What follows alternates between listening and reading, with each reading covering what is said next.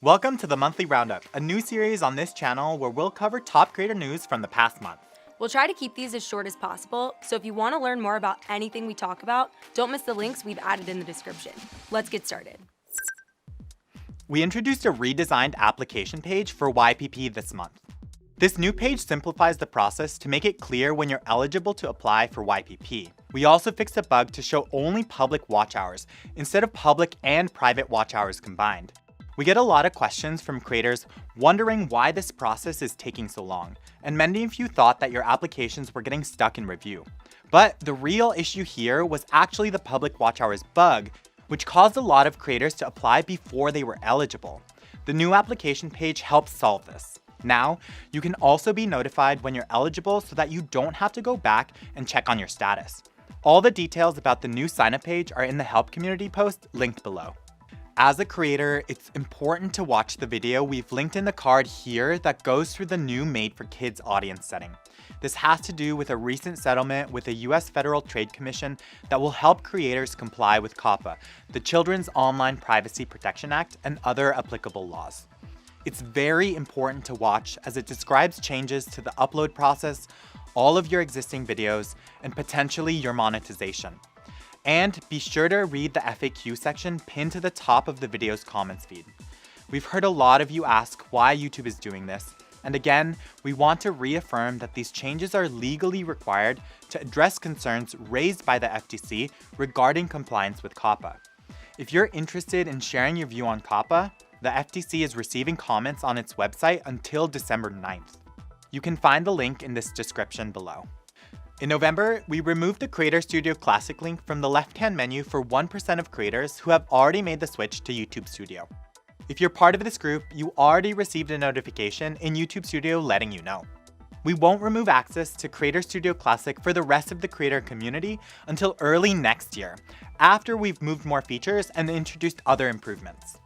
You will be notified 2 weeks before this change happens for you. And remember, we're making the switch because Classic was built on older technology that doesn't let us fix issues or introduce new features as fast as we want. You most likely noticed this month that the YouTube homepage looks a little bit different. The product team worked hard to redesign the homepage with the overall goal of making it easier for viewers to find what to watch next. The new design focuses on individual suggested videos as opposed to single rows of videos grouped by category.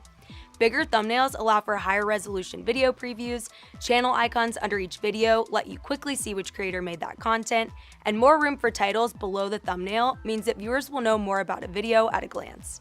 Some love the change, some are not yet convinced, so please keep your feedback coming as the product team is really interested in hearing what you have to say.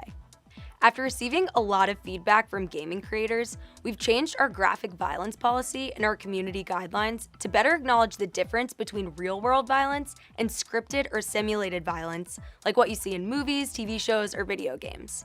Now, violence in video games will have fewer restrictions to be treated the same way that we treat other types of scripted violence.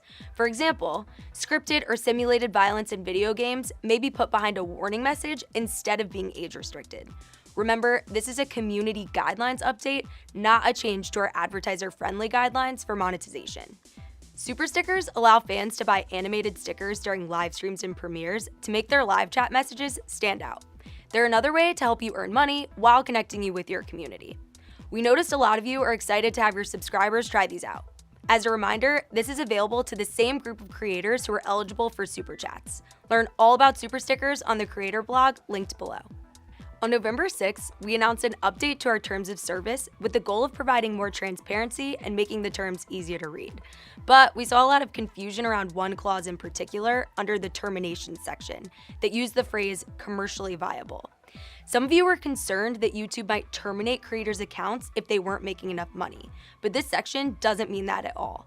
Instead, it's about discontinuing certain features or parts of the YouTube service because they're outdated or have low usage. That's it for November, and don't forget, links to learn more are in the description. And let us know what you think by commenting below. See you next time.